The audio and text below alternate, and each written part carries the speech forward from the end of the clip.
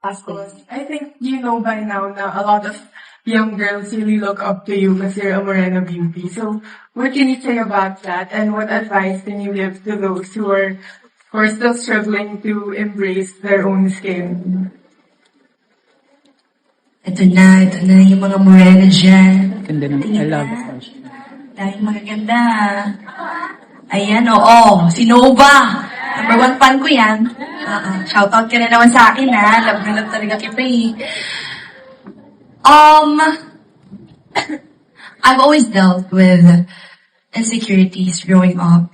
However, for the younger generations there, hearing me right now, I want you to know na your morena skin, your skin complexion doesn't need a fixing. You don't need to fix it. You just need to embrace it. You actually just need to embrace it. Huwag mong palitan. Tanggapin mo yan kasi yan ang binigay ni Papa Jesus sa'yo. Grabe ka naman talaga, maganda ka kung sino ka. Siguro hindi ka lang uso ngayon, pero dadating tayo na uuso kami. Promise talaga yan, hindi ako nagjo-joke. Yan talaga, insecurity ko. Sa mga grade 6 na nag-bully sa akin noon, anong sabi niyo, malaki ang simot ko.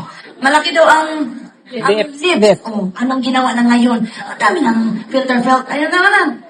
Filler. Oh, di ba? Kasi uso daw yung malalaking labi. Di ba? Gandang, hindi ka lang talaga uso. Hintayin mo lang. Uso ka rin. Ilang po yung sarili mo na yan.